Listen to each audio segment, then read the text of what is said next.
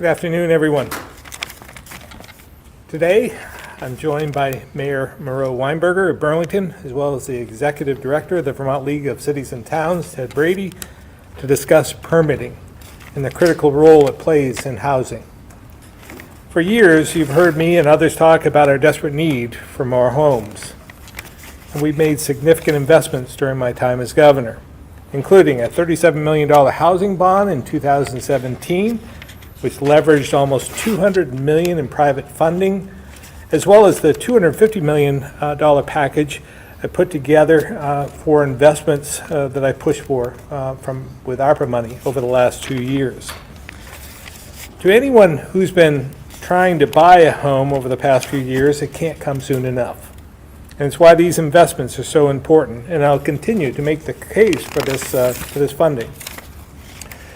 Fortunately, for the most part, legislators also acknowledge the need. But there's an important piece of this conversation that doesn't seem to have the same sense of urgency, understanding, or agreement in the State House, and that's permit reform. There's no denying how difficult and expensive it is to build in Vermont. I share the goal of preserving and protecting the environment, but we're faced with an unfortunate reality. The majority of homes in Vermont were built before 1960, and the cost of buying one of these older houses is twice as much per square foot than new construction in other parts of the country. It would appear the lack of new housing stock is part of the problem. This means that to really make a difference, we need to pair historic levels of funding with permit reform to make smart growth easier and less expensive. That's why I propose exempting downtown and village centers, the places where we want growth to happen, from Act 250. That proposal actually passed the House in 2020, but isn't in the current Act 250 bill, even though it would be incredibly helpful. I've also advocated for changes to align state and local land policy, or use policy, with new funding to create more homes in designated areas. This would also make it possible for small towns, which are in desperate need of housing, the ability to get an Act 250 exemption. Unfortunately, this provision and others I proposed over the years are not included in the current bill. Not only does this legislation not include the necessary policies to make Act 250 more efficient, the bill includes governance changes, which will likely slow the permitting process, meaning it moves us in the wrong direction. Again, to be clear, the current Act 250 bill would actually make it much more difficult to build homes at a time when we need it most. Mayor Weinberger and Ted Brady from VLCT have been vocal about these issues, and I thank them for their help. Our desperate need to increase the housing supply is not a partisan issue. It's a fact. And the mayor has been a leading proponent of addressing this crisis for years. I'll now turn it over to him to share some thoughts. Mayor? Governor, it's an honor to be here with you and your team today and get an opportunity to share some thoughts on the housing situation in Chittenden County in Vermont. From my perspective, Chittenden County and much of the rest of the state is in an acute housing crisis. As a mayor, both the mayor of Burlington, but my fellow mayors from around the state, we are confronted with this challenge every day right now. Rents and home prices are skyrocketing and shutting people out of our cities. Chronic homelessness has surged in Chittenden County by some measures almost 500% since shortly before the pandemic. When I talk to our businesses, they report that their biggest challenge that they face in this economic recovery is their workers finding good housing. This is a housing supply crisis. We build way less homes today as a state than we used to, even though more people want to live in this wonderful place than ever before. And there's a pretty simple reason we're building less homes despite this huge demand. Our local and state land use laws have made it way too hard to build new homes here. The enormously time-consuming and complex permitting system we've created has made it possible for small groups of individuals, sometimes as few as one person, to obstruct the community need for critical new homes. As 7 Days recently put it in a cover story, our permitting system has turned Vermont into an obstruction zone. I think most Vermonters would agree that safe and decent housing is a human right. To make good on this promise that housing is a human right, we must build a lot more homes.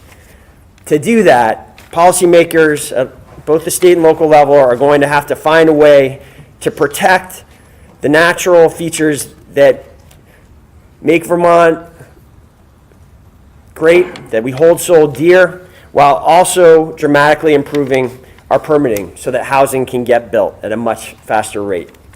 Figuring out how to do this is one of our major challenges at our state, and unfortunately,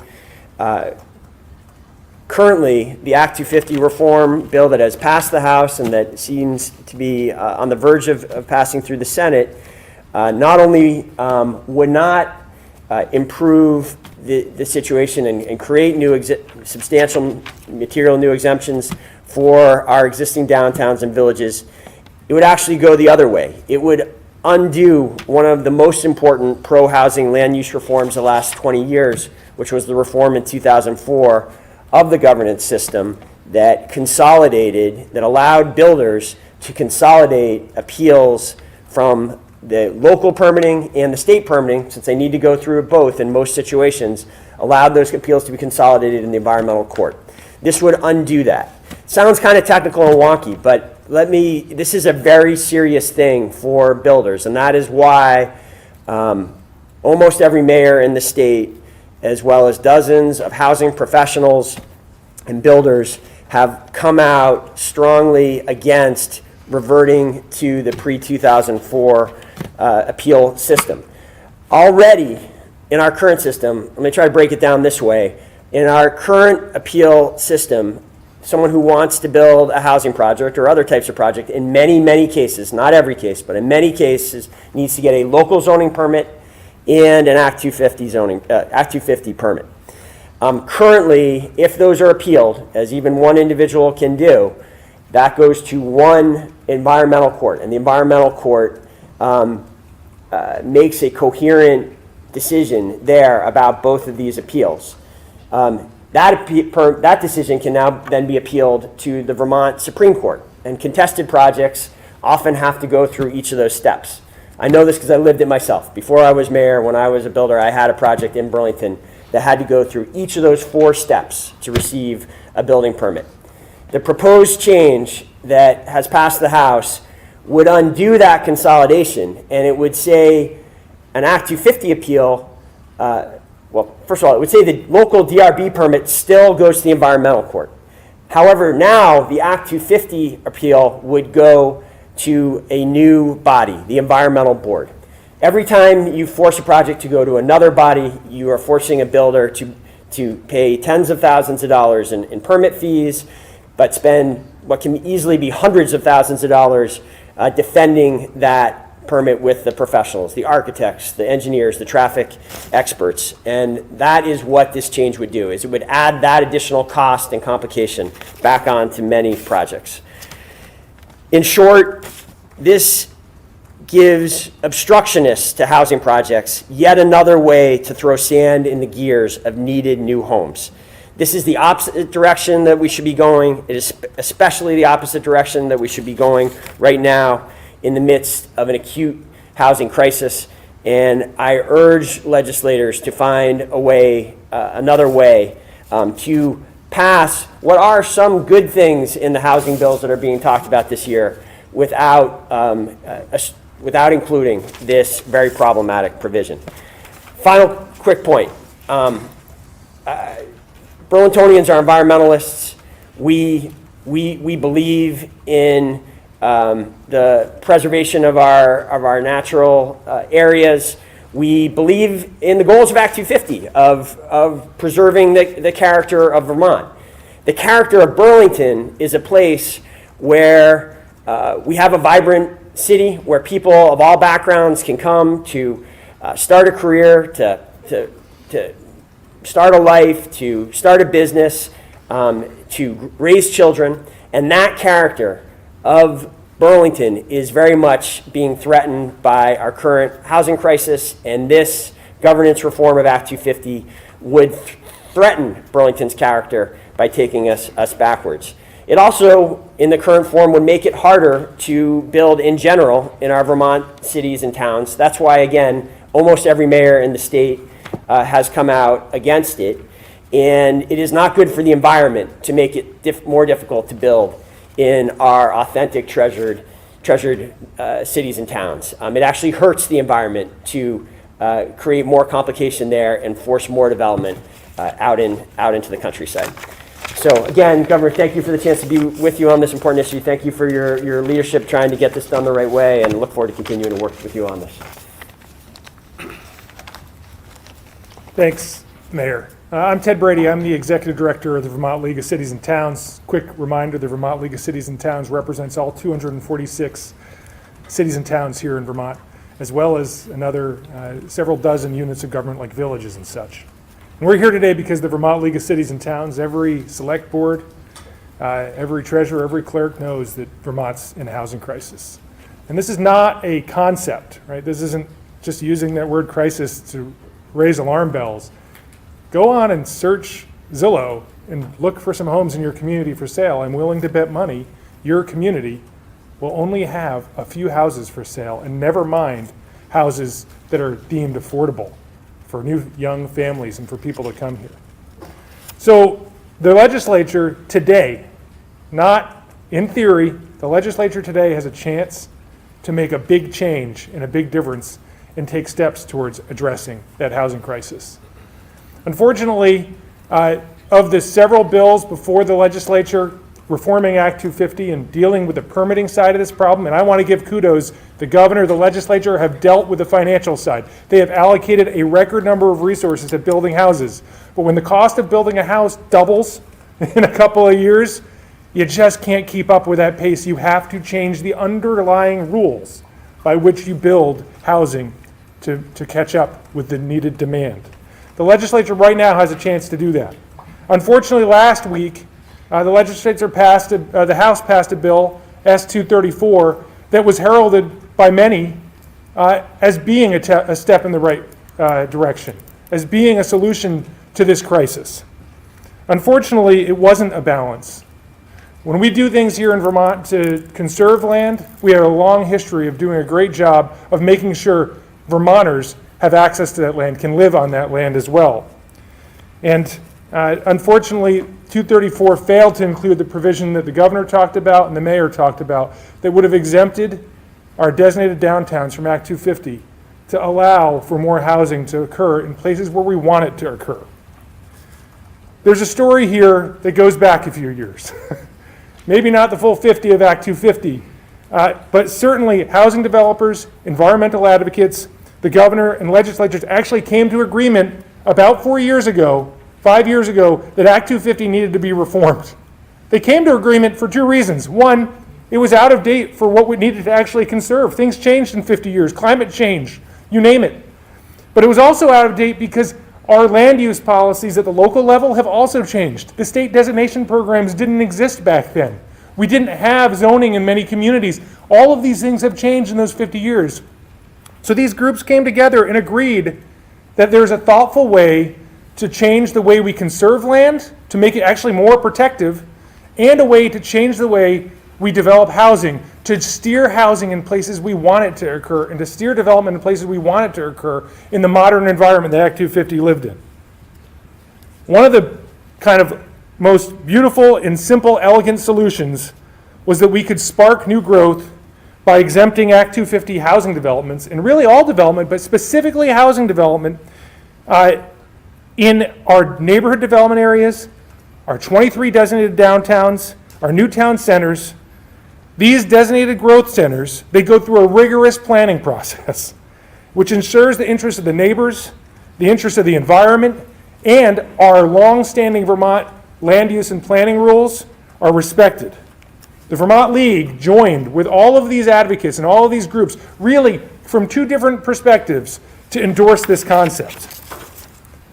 This happened several years ago, 3 to 4 years ago. But unfortunately, here we are, years after a commission was created to look at Act 250, years after we all agreed, and as the governor mentioned, the House agreed that we could make an exemption to Act 250 to solve this crisis. And the best we got was a bill in 234 that's passed both bodies that was called a major step, but actually includes only a modest reform to Act 250, targeting communities of less than 3,000 people. The narrow expansion would allow developers in these communities to double the number of housing units that can qualify for something called a priority housing project, from 25 units to 50 units. Again, this is only in communities with less than 3,000 people. Priority housing projects, if you don't know about them, it's actually a really slick thing, and I know the governor's championed this. Many in the state have championed these. They allow a developer to avoid Act 250, the duplicative process of Act 250 in our designated centers, if they build a certain limited number of homes, and if they build in a downtown neighborhood area, new town center, or growth center. And this is the genius of this solution, right? Build a certain percentage of affordable homes. These tools, priority housing projects, have been key to our state's recent efforts to build more housing.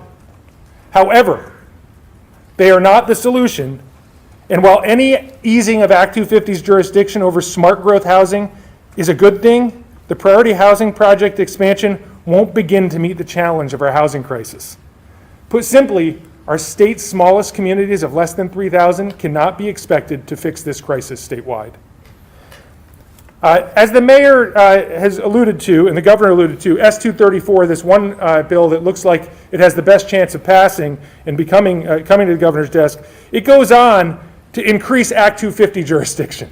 So instead of meeting us where we are at a time of crisis and need, it actually expands the jurisdiction to protect connecting habitat and more forest land not currently developed for non-forest use. This will effectively make developing housing more difficult by roping off vast swaths of land from development. Whether one thinks this is a good policy or not, and this is the key here, this could be very good policy, to the mayor's point that Burlington is a conservation-minded city. Most of our towns and cities believe that as well. The problem here is that this is not an equal compromise. You cannot go ahead and cut off areas for development without passing a law that aggressively is accompanied by aggressive moves to house human beings where we want them to be housed, in our designated centers. As the mayor also mentioned, in addition to increasing Act 250 jurisdiction, it also divorces the nearly 2-decade standard of having Act 250 permits and other environmental permit appeals go to the same place, creating what most likely will be used by opponents as an appeal process in two separate venues that will lead to more delays, more costs, and most likely fewer units being built.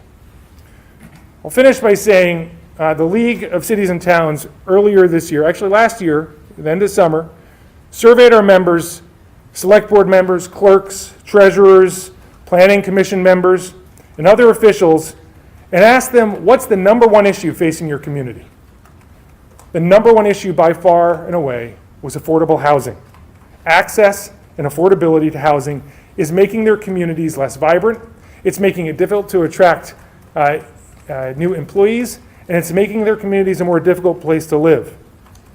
There are several provisions within S234 and other Act 250 bills moving through the House and Senate right now that make good progress and will help address the housing shortage, including new municipal planning grants for our members to change their zoning laws to encourage housing in their communities, and including a way to allow designated centers to be designated in more places that currently they can't be. But without an Act 250 exemption for these designated areas, for our downtowns where we want housing to happen, we simply can't claim to be serious about solving our housing crisis. Put simply, the deal to reform Act 250 right now is not a good one. It doesn't adequately balance the need to conserve our sensitive environment while also ensuring that Vermonters can find a safe and affordable place to call home in our downtowns and village centers. Thank you.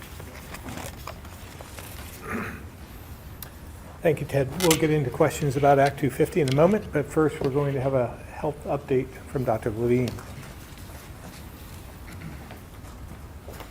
Thank you, Governor.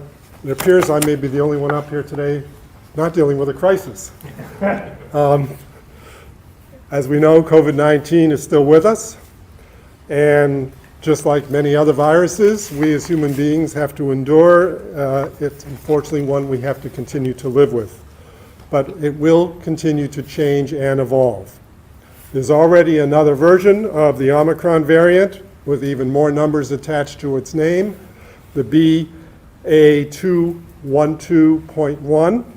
It's making up around 30% of cases in New England, we estimate, and more than 60% of cases in upstate New York.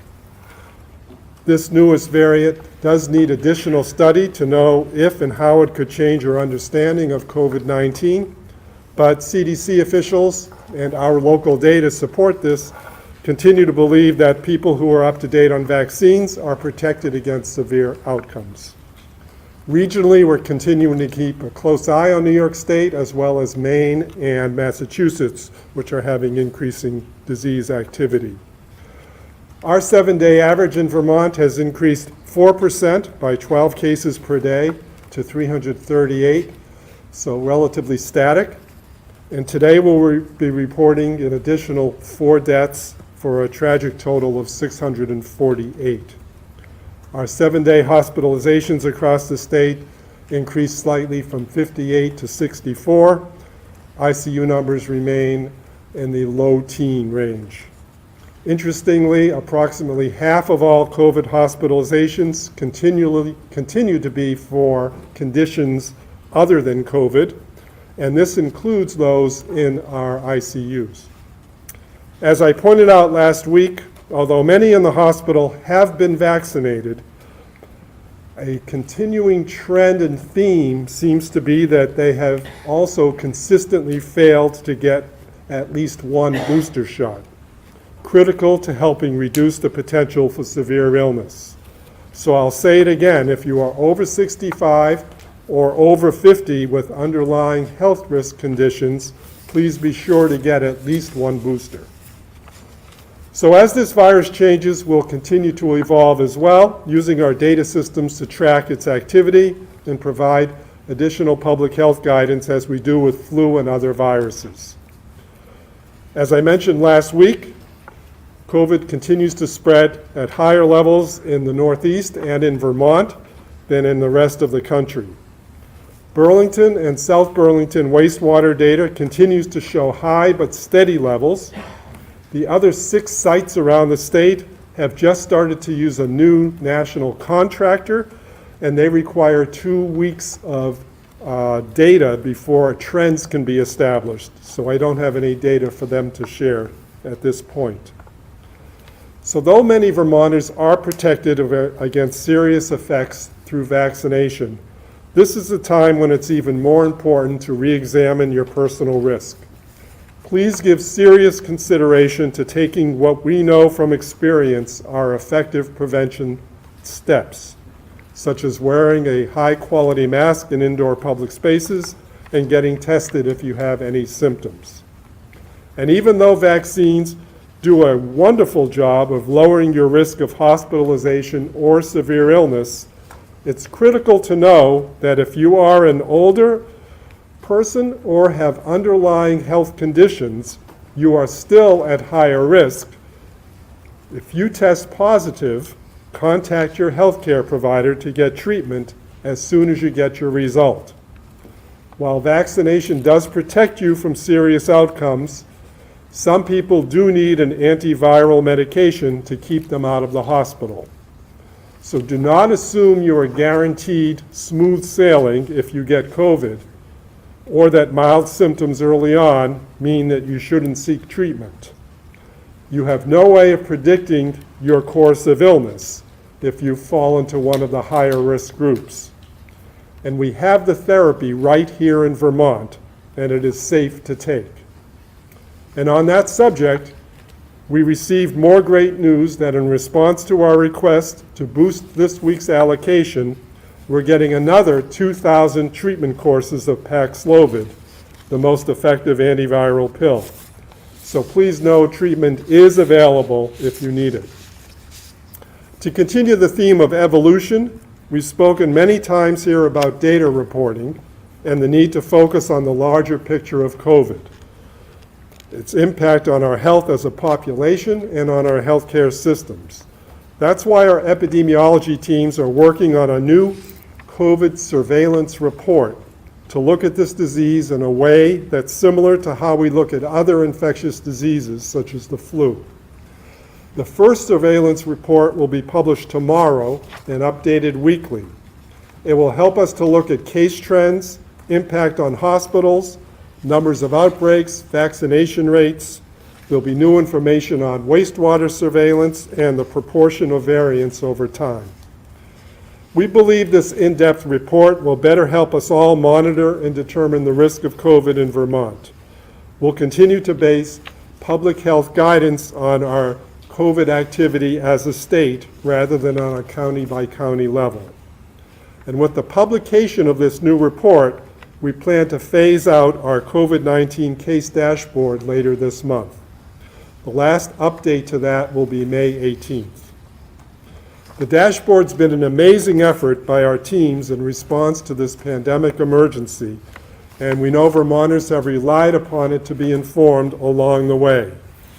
But the widespread use of at-home tests has already made case counts much less meaningful, in addition to other data such as percent positivity. Nor do the number of cases reflect the amount of severe disease in our communities, which is our main concern when it comes to COVID. The health department will continue to collect, analyze, and respond to data in real time, but our teams need to get back to focusing their time on analyzing the most valuable data from a public health perspective to assess and respond to COVID-19 now and in the future. Finally, I want to just give a brief preview of vaccine news that may be coming in the month of June. The FDA's Vaccine and Related Biological Products Advisory Committee plans to meet to discuss data submitted by Pfizer and Moderna for a vaccine for children under age 5. And later in the month, we'll talk about updating COVID vaccines for future strains and boosters. This is especially important as an endorsement of a strategy that provides a broader vaccine coverage, incorporating the more recent variant strains. These updated vaccines, which might be administered in the fall, must be tested in the coming months to establish efficacy and safety. So we'll provide information when we have it, but please remember parents and caregivers should plan to reach out to their pediatrician or family practitioner to get their child vaccinated when the time comes. Finally, I do have one small crisis to expound upon. This is now National Fentanyl Awareness Day, an opportunity to recognize the dangers of this synthetic opioid, which has killed many Vermonters, and in fact was involved in 93% of all opioid-related deaths in the year that's just passed. Fentanyl is found in other substances beyond opioids. In fact, 46% of total overdoses had a combination of fentanyl and cocaine. So please help share this message widely. If you or someone you know are using opioids, cocaine, meth, or any other potentially dangerous powder or pill, learn where you can find fentanyl test strips and Narcan. Both are widely available in the state and can be life-saving. Visit our vthelplink.org or knowodvt.com, knowodvt.com, and you'll learn more about how to reduce the risk of overdose, because help and support for substance use prevention, treatment, and successful recovery are available when and where needed. Governor? Thank you, Dr. Levine. We'll now open it up to questions. Starting with folks in the room. Mayor Weinberger, the House today sustained Governor Scott's veto on the just cause eviction charter change. Do you have a response? You know, I know it's a disappointing outcome to many people fighting for renters and renters protections in Burlington. Fortunately, in Burlington, we already have some of the strongest renter protection provisions in the country. The city will continue to enforce and implement those reforms. Reason I'm here today is the way we actually make an impact in the lives of renters, that we bring down rents, we drive up vacancy rates so that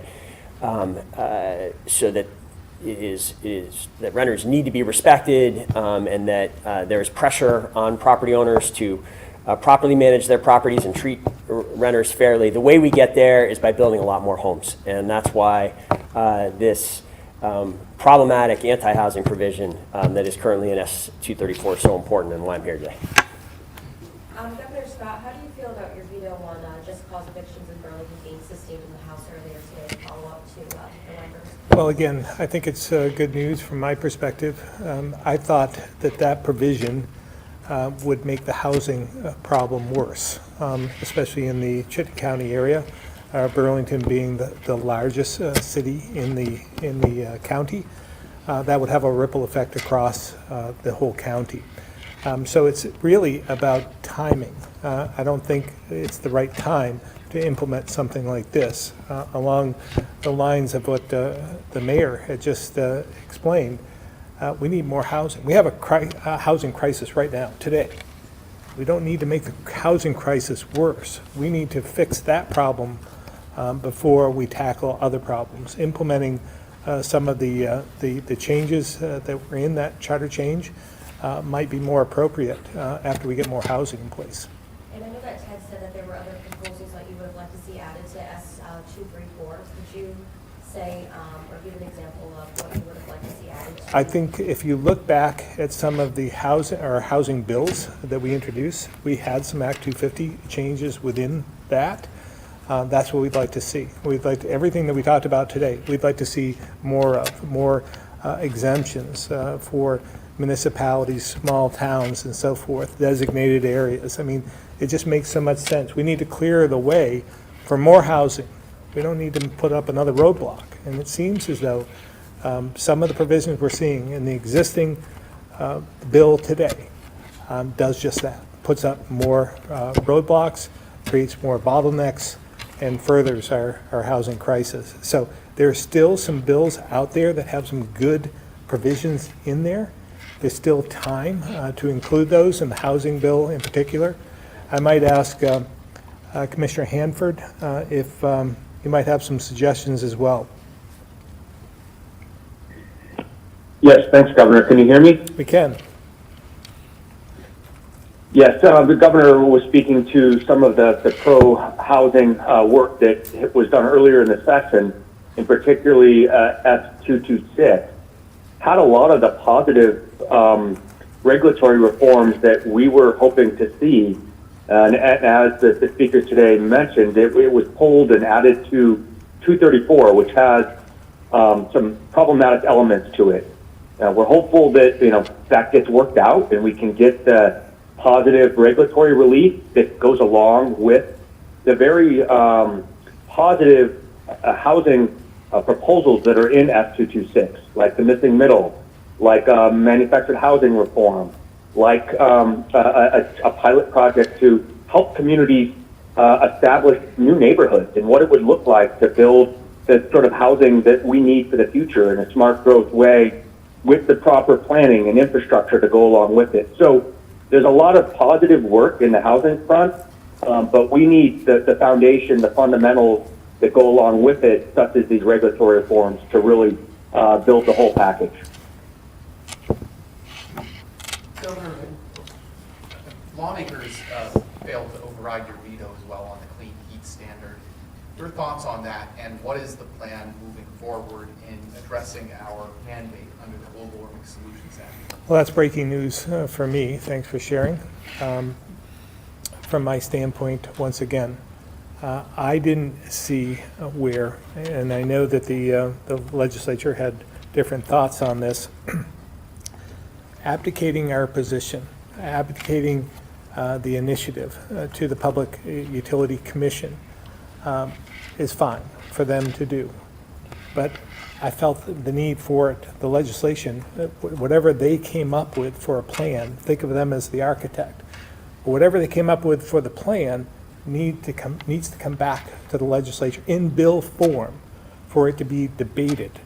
And so that it goes through all the process in the next legislative session or whenever it's finalized, so that we can look and see who it impacts, how much it costs, and what it does. Today, we have none of those answers. And I know that their check back provision, they thought took care of that. That's not how it reads. And when you ask the lawyers to look at that, our lawyer doesn't agree that it clearly allows for it to come back in bill form and go through the process in the legislature. Again, I think it's punting it to the PUC isn't the answer. I think we need, as a legislature and as an executive branch, to deal with this. And if it's a good idea and it does all the things that they hope it does, then we should be able to communicate that with voters, with our constituents, with Vermonters. So to explain to them, to make sure that we're not impacting the most vulnerable, those who we're trying to protect. Now, again, as you remember, there was a charter change that I did sign in Burlington. That was their thermal energy initiative. The mayor was an advocate for that.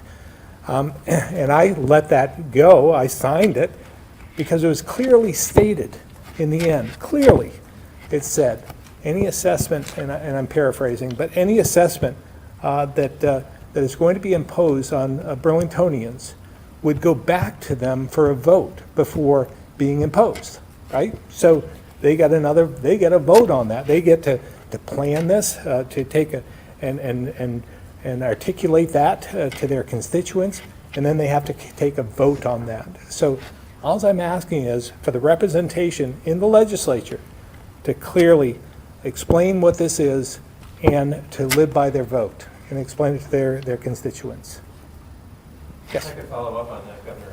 I think the lawmakers that are concerned about this say they're worried that 2 years from now we're going to be in the exact same place, that the PUC is going to design a program, and then we'll get to 2 years from now, and you will still not like it, and you will have the ability to veto at that point. Well, I may not be here in 2 years. I think you have to rely on the process, right? I think it's just good government. Well, forcing this on the people isn't going to work. We need to explain it to people why it's so important, and again, make sure that we're not, the PUC they're an unelected body. They're not going to hear from their constituents. They don't have constituents. They're a judicial body. And they're just going to design a system that they think works by the letter of whatever the legislature told them to do. I think the democracy works best. It's messy, but it works best when we all have the ability to petition our government, the ability to go to the legislature, the ability to go to elected officials and explain what we're doing. And then make changes as necessary to make sure that it's done for the right reasons. And again, I think punting this to an unelected board is the easy way out. And I think that it should come back and that we should debate this. I think the legislature should debate this, and I think the governor should have a seat at the table as well. Representative Briglin argued this morning that the way the Global Warming Solution Act works is if the legislature dithers and the executive dithers and they can't come to agreement, it falls on the Agency of Natural Resources to come up with a plan to reduce emissions sufficient to meet the mandates that are in the Global Warming Solutions Act. I mean, have you begun to thought about what you would direct your agency of natural resources to do if we arrive at a place where it's time to meet the goals and we haven't done anything? Again, it can fix this pretty easy, clearly define that this will come back to the legislature and be debated. That's all they have to say.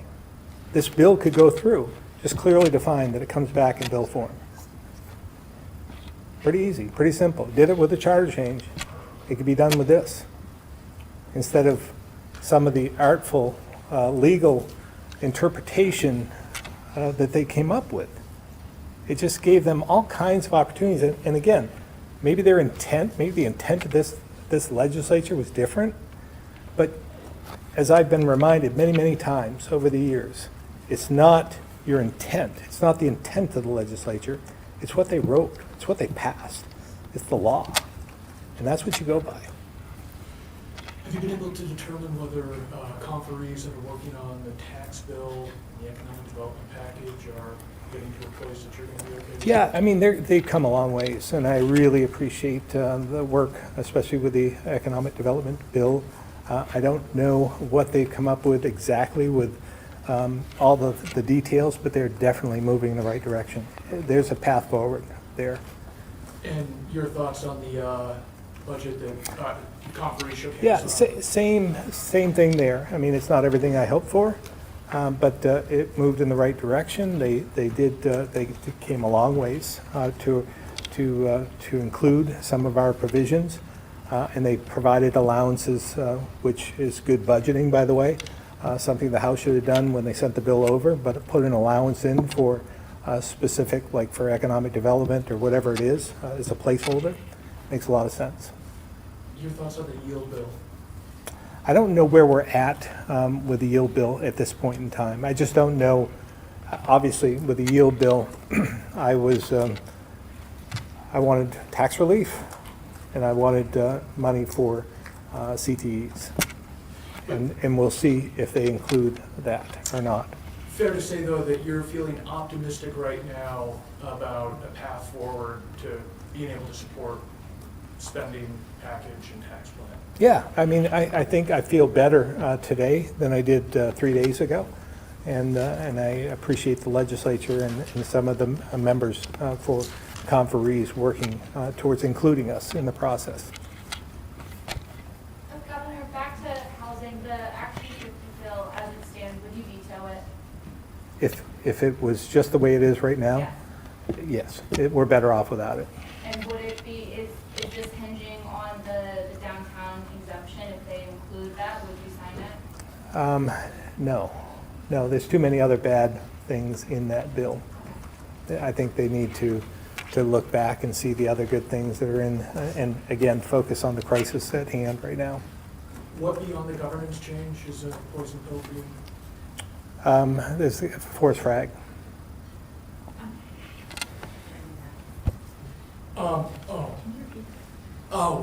I asked what beyond the governance changes are a poison pill?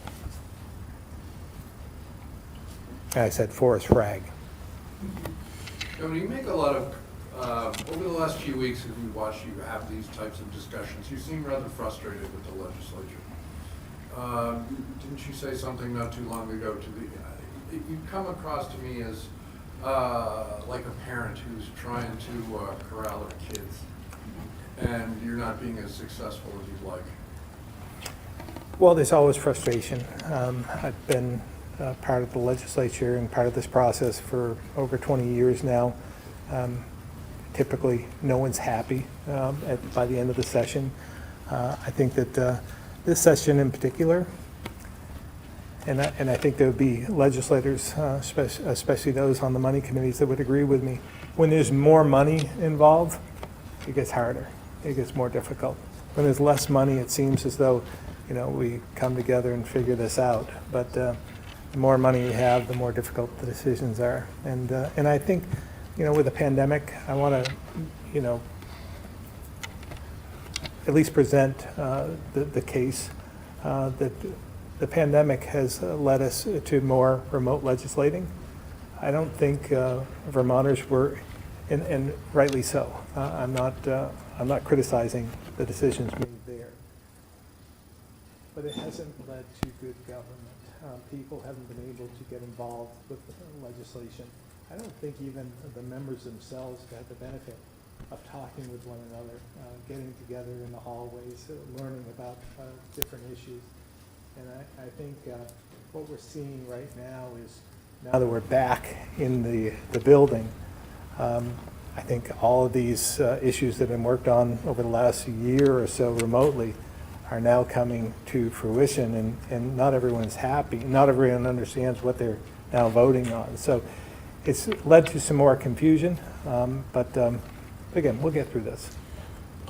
People waiting, what are your thoughts? I think, again, my concern is how much is this going to cost us in the future? Because it's not just about rearranging all the deck chairs, which is the way you would think about that. The weighting would lead you to believe that you take all the money that we have, the $8 billion we have in education now, or not 8 billion, 2 billion, 2 billion in education now, and redistribute that. My fear is that we're just adding to it, like to not taking away from some, but just adding to other areas. And we'll see where that goes in the next couple of years. So you're willing to give it a go? Yeah, I mean, I think it's fair. I think it's more fair for especially the rural areas of the state. Last question I have for you. Members of the Odanak First Nation recently gave a presentation at UVM at which they denounced Vermont's state-recognized Abenaki tribes. One official has called on Vermont to revoke state recognition for those tribes. Your response? Yeah, I mean, I read some of that, but I was surprised to hear, to be honest with you. But I think we're comfortable with where we're at. How about where the other two housing bills stand right now? Are you prepared to sign up each of those? They still have the renter and contractor registry in them. Yeah, rental registry is a problem for me. So you'll veto it? Well, let's just, again, I think they're coming a long ways, and it's still, they haven't shaken hands on any of that at this point. So I'd like to give them the ability to move in the right direction. And what about workforce development, 11? Again, that has a lot of provisions. It seems that one too is moving in the right direction. So we'll see where it all ends up. I think we'll know a lot more, obviously, in the next 2 days. Looks like they're trying to adjourn this week. They are. Here's a curveball. Curveball's my middle name. There's a national baby formula shortage. Are you on top of how this is affecting Vermont? Yeah. I saw that this morning on the news, and I wasn't aware, but I'm not surprised that there are shortages. There have been supply chain shortages. In fact, we make baby formula here in the state. And I was going to reach out to Ag and AHS to see if we could do anything to supplement in any way. Thank you. Governor, in non-state house news also, seems like we've had some pretty remarkable gun violence in Highgate, Springfield, and elsewhere. What are your thoughts on what you're seeing? Yeah, Maybe Commissioner Sherling. Yeah, I'm going to ask Commissioner Sherling to weigh in on this, but I'm obviously concerned when we see it so widespread. It seems to all revolve around illegal drug trafficking. So that's a big concern. Commissioner Sherling? Thank you, Governor. I think the phrasing of the question is probably also contains the best answer. It is remarkable, having watched crime in particular in Vermont for 30 plus years. This is the widest swath of geographic distribution and the sort of fastest frequency of these kinds of events that I think any of us have ever seen. And it is very concerning. There's great work being done in communities to try to address drugs from the treatment level all the way up. I do think we are having some success with the investigations, but that is not much comfort after bullets are moving through the air in various communities a couple of times a week at the current pace that we're at. So the most important message, I think, to Vermonters is if you're seeing activity that's problematic, even if it is not at the highest level of gun violence, but problems in the community, please engage your community leaders, law enforcement, and others to try to stem this tide as swiftly as possible. All right. Oh, one more. I have one more question. Governor, you mentioned forest fragmentation as being something you're concerned about in the Act 250 bill, and I'm sorry to drag this back to Act 250, but I think all that the bill is requiring is that large subdivisions analyze their impact on, or will not result in an undue adverse impacts on forest blocks, connecting habitat, or rare and irreplaceable natural areas. That doesn't sound to me like the kinds of housing that are being built in this state that are going to solve the housing crisis. That sounds to me like sort of, large single-family homes out in rural areas, in forested areas. So what is your objection to those types of projects merely assessing their impact on the forest? It could be a private type of roadway to a development of some sort. I think, again, we need to focus right now on the housing crisis that we have. And anything that would impact that, I'm just not in favor of dealing with at this point in time. I think that we need to focus on that issue alone. Commissioner Hanford, any further response on that? Maybe we lost them. Sorry, Governor. I don't have any anything additional to add. I think you're right. We have to do everything we can to help build more housing in the smart growth locations where we want it. That will also have a positive impact on the environment. Less vehicle miles traveled, people closer to where they work, more vibrant downtowns. It is a pro-environmental bill to build housing in our village centers, downtowns, as is, and we don't need to add more regulations to the system right now. I just had a quick follow-up for Mayor Weiberger. Mayor, are you the best example of a mayor of a city that's negatively impacted by how Act 250 can affect housing development? I mean, Burlington has demonstrated it has its own challenges building housing, even when Act 250 has nothing to do with it.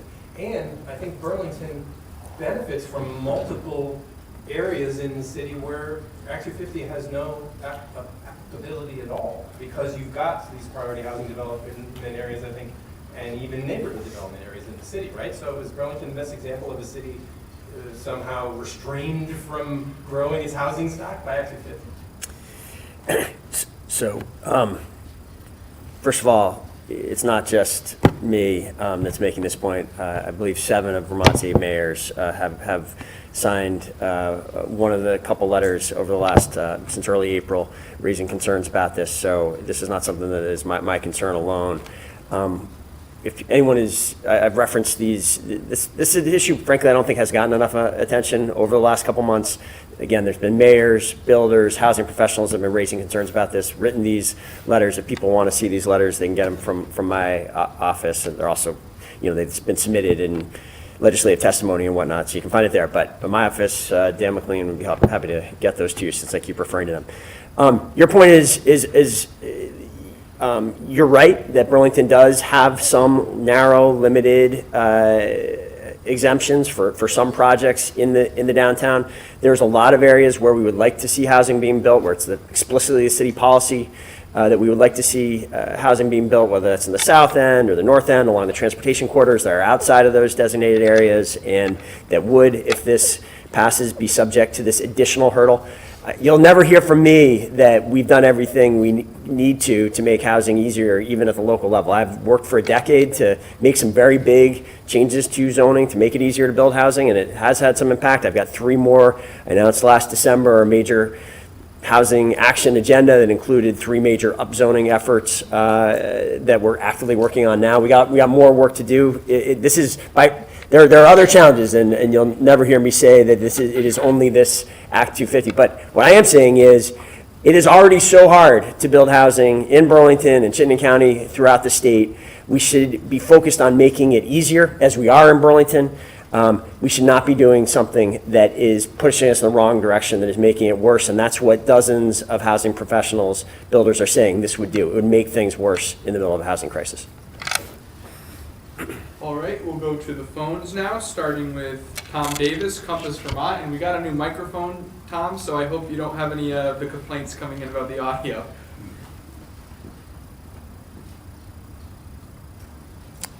Now we can't hear Tom. Maybe it's Hello. not working well. Can you hear me now? We can. Governor, just switching topics for a minute, I've heard from some readers that this seemed to be a record-breaking green-up day this year. They seem to pull more stuff out across the state. I don't know if you have any reports on the trash that was collected, and also one of the theories that has been written about nationally is the pandemic has caused more littering. I was curious what you thought about that. Yeah, no, I don't have any updates, but I'm always curious. Green Up Day is a favorite for me, and something that I think instills a lot of values we have as Vermonters. When I went out on Saturday, I picked up the same area around Berlin Pond, and just anecdotally, I didn't see as much litter as I'd seen in previous years there. I mean, there's enough. Obviously, I had enough to fill multiple bags, but it wasn't as bad as I remember in the last few years. But I think it depends on the area as well. And so I look forward to getting an update from the Green Up Day officials and to see where we stand. But again, I think there's still a need always, and you don't have to do it just on Green Up Day. When you're out walking about and want to get some exercise, bring a bag with you and pick things up, because that promotes, I think, a better outlook for our visitors. That's great. I appreciate it. Looking forward to seeing that report when it comes out, if that's available publicly. Yeah, I'll see. We'll check into it. It's not part of state government. It's a nonprofit, but we'll see what we can find out. Okay, much appreciated. That's all I've got. Guy Page, Vermont Daily Chronicle.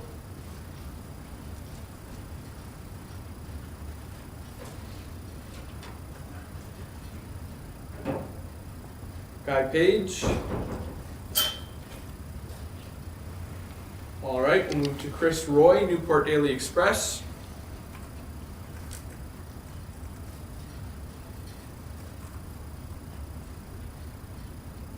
Chris Roy. I think we got you. Jason, this is Guy Page. Okay, why don't we go to you, Guy, and then Chris, if you're on, we'll go to you next. Okay.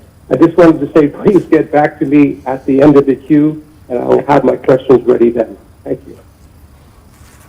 Okay. I didn't hear that. Chris, are you there? If not, we'll go to your colleague, Ed Barber, Newport Daily Express.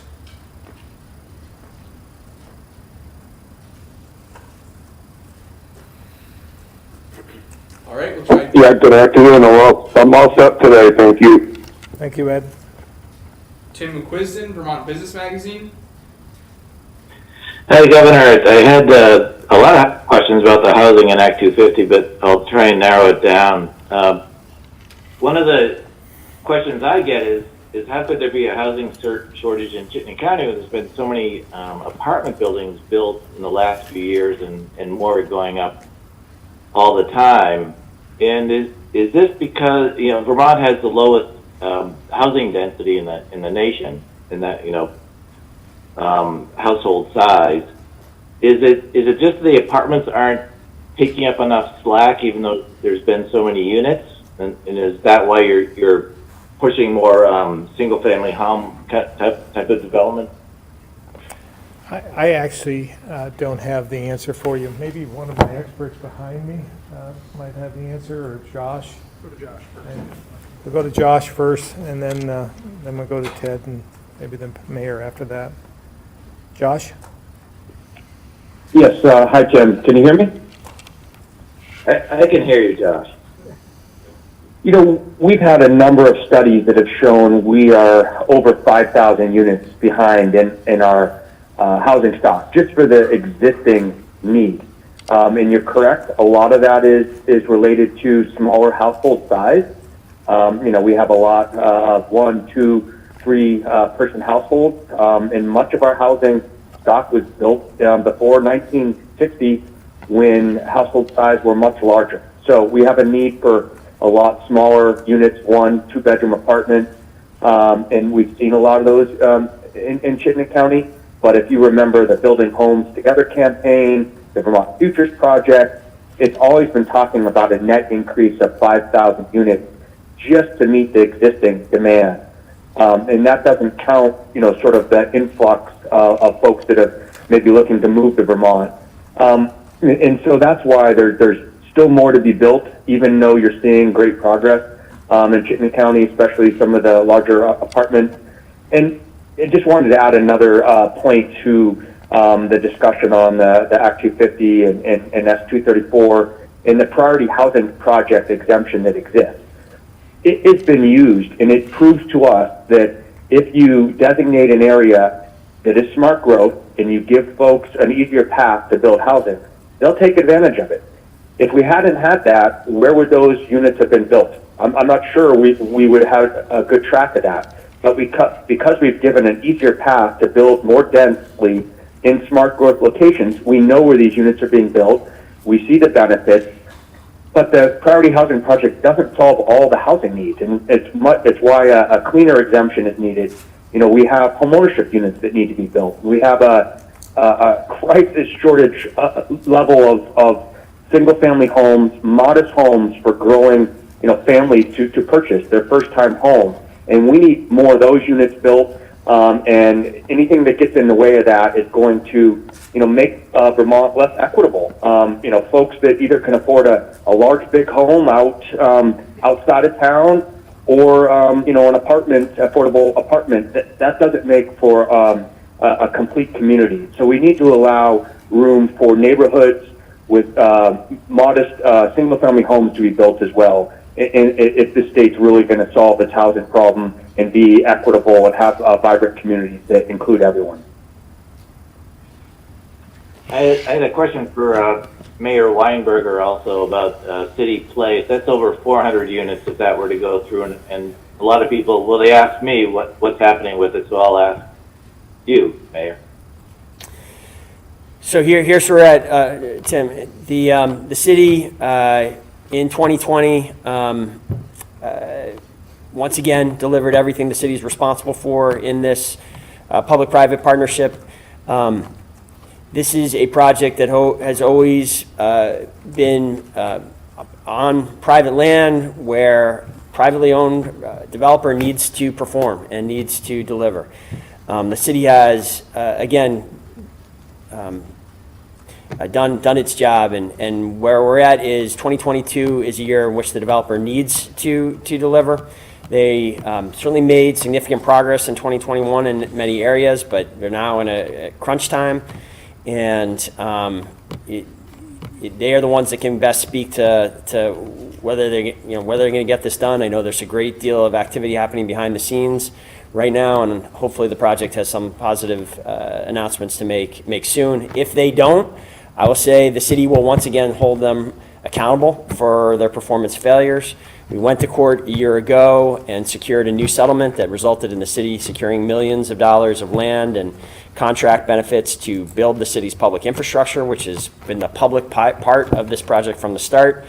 We have an enforceable contract, which essentially, if they do not get the project over key hurdles between now and the end of the year, we will move forward and enforce those. We will get the streets built at no cost to the taxpayers. It'd be far better to see the full project moving forward, and I'm hopeful that the developer is going to be able to deliver that. But they need to take they need to make progress real soon if they're going to achieve that.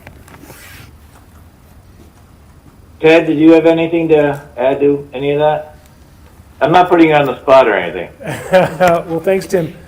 I do Do you think, want to step in and work on City Place? yeah, let's go back back to, why do we need more when you see so much going up? Commissioner Hanford answered that question pretty clearly. It's because the numbers show that we need more units of housing, period, and not, a few more, thousands more units of housing. And when you look at a place like Williston and South Burlington, have been able to use some of the tools that the state has created, the legislature, the governor have created over the years. That's a decade or more of planning and effort that's taken to use these somewhat intricate and somewhat convoluted programs to figure out how to develop housing in these designated centers. What we need to do is expand that possibility and capability across the entire state to recognize that places that we want development to happen should be exempted from Act 250. And this is not exempted from all permitting and all environmental review. It's exempted from a program that was created 50 years ago that no longer is relevant in our downtowns and in our designated growth centers where we have other layers of planning and zoning happening out there. And it needs to reach every corner. It can't just be Chittenden County that's developing units. We hear from our smallest members when they try to recruit a police chief, when they try to recruit a road foreman, when they try to recruit a snowplow driver. They have people saying no because they cannot find a house. Not just in Chittenden County, in every corner of the state. Thank you. Andrew McGregor, Caledonian Record. Thank you. All set today. Appreciate it. Aaron Patanko, BT Digger. Hi. I believe my questions are for Commissioner Levine. Specifically, I had some follow-up questions on the proposed, plan. So I'm guessing it is definitively happening. Switch from the case dashboard to the weekly surveillance reports. It sounds like that'll have a lot of new information in it, but it also, you kind of hint that perhaps there may be some things that you had been publishing in the dashboard that might not end up in the surveillance report. I know that the flu surveillance and other kind of surveillance updates you guys publish are not nearly as extensive as the COVID case dashboard currently is. So what should we expect to see in there, and what should we expect to see no longer being published? Sure. So I did allude to the fact that cases and things like percent positivity lack a lot of relevance at this point in time, so that those would probably not be something that you'll be looking forward to following. However, certainly things like our impact on hospitals and outbreaks and vaccination rates, the wastewater issues, the variants and how they are performing over time. Much like the flu report, there'll be these items that we call syndromic surveillance, which is a nice substitute for case numbers because it does allow you to understand where emergency rooms and urgent care centers are seeing people presenting with symptoms of the condition that you're concerned about and what the trends over time are, just like we follow that every flu season. There'll be data that you see on the flu report that you'll see on this report, and data that you don't see on the flu report that you won't see on this report, mostly because of the relevance that they have or don't have at this point in time with this particular virus as we follow it over time. So you'll be able to get a glimpse of this tomorrow, and maybe you'll have more questions on a subsequent week, but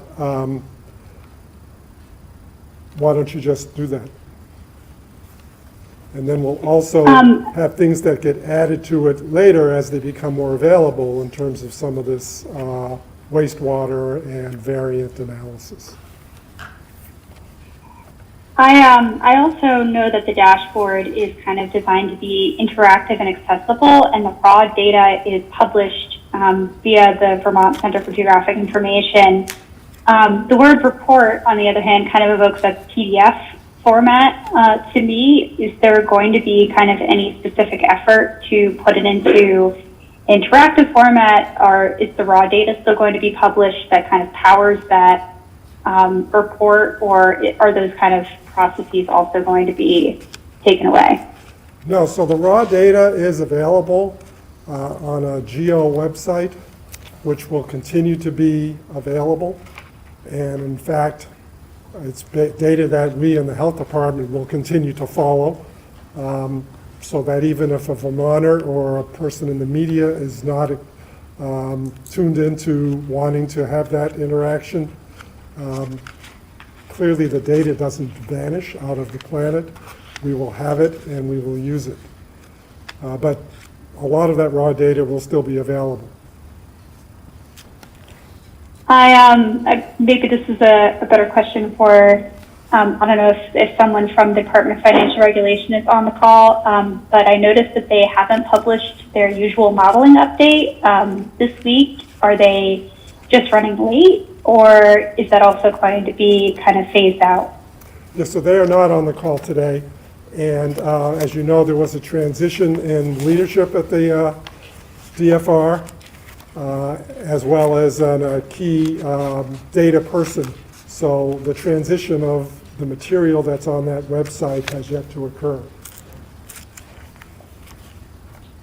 Okay, thank you. Colin Flanders, 7 days. Hi, thanks.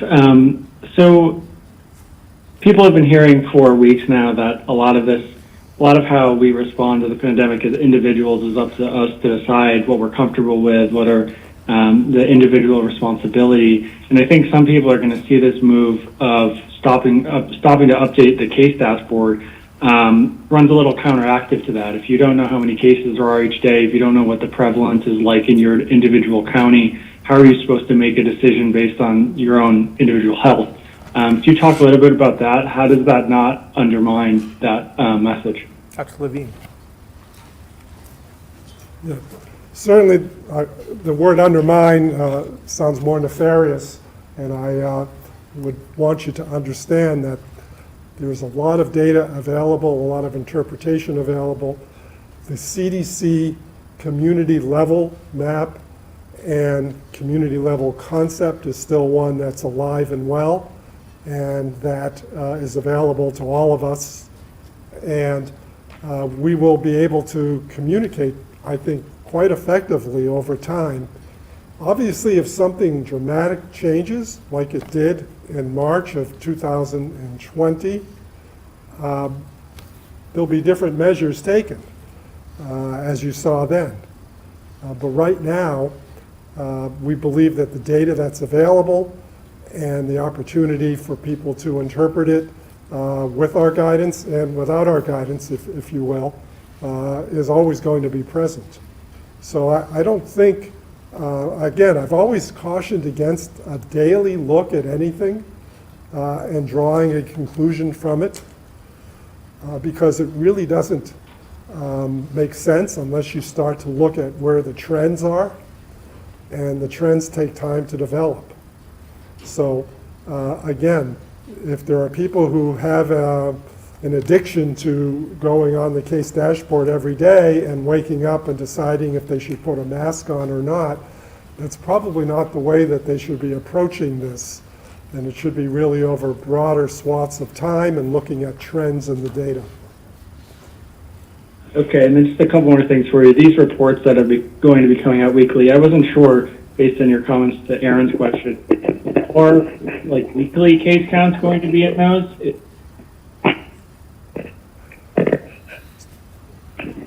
So no, there won't be weekly case counts in the report.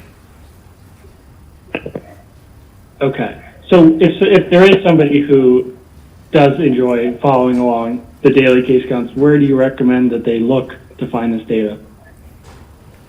Yeah, I don't have the website to recite to you now, but there is a website that we use that I can announce subsequently. And will the state still be reporting case counts daily to the CDC? Is that something we're still doing?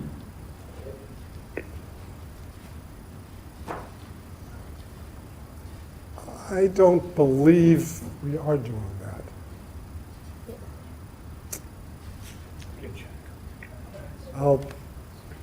I'll have to look into that, because again, we have our PCR data that clearly is what is driving our case dashboard, and then we have self-reported tests and unreported tests. So the CDC is quite aware that it's not getting complete information either. But I don't think, assuming we are reporting our case dashboard to the CDC, I can't believe we would interrupt that, because that would be something that we adhere to. Okay, thanks. Guy Page?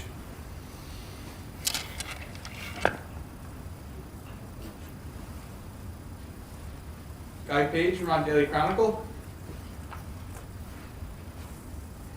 Governor? Go ahead. Governor, Mark Hughes and other racial justice advocates say that one of the worst forms of historic systemic discrimination has been the inaccessibility of home ownership and passing it along to the next generation. It seems that state policies have made single-family home ownership for people of all races and backgrounds even more challenging. Do you see this recent heightened inaccessibility of being able to buy a home as a racial justice issue?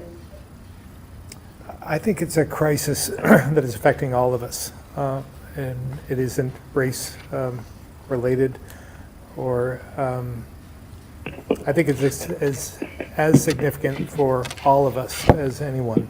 So we're trying to promote home ownership for everyone, anyone, to provide more permanent housing for those who are in need.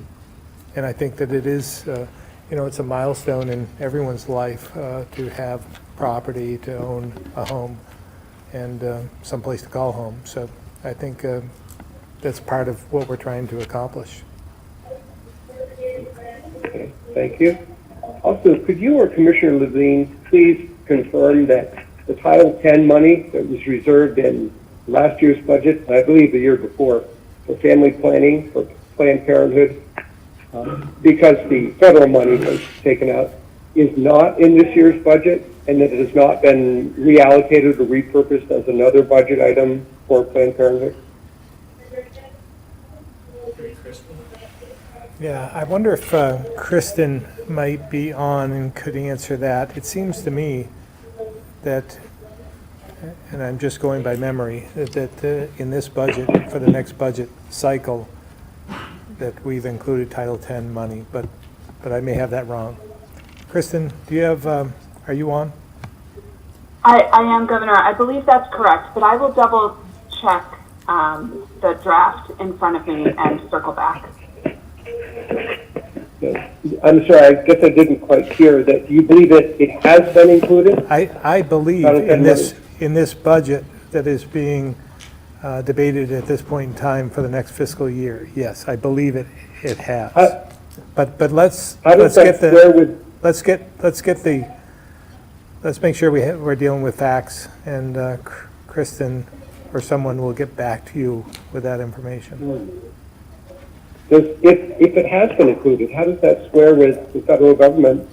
Would that money have coming back from the federal government, from the Biden administration? Yeah, there was some change, Guy, that made that possible, and I just can't recall what it was, to be honest with you. Okay, well, I look forward to talking to your people about that. Great. Thank you. Thanks. That's it. All right. Thank you all very much. We'll see you again next week.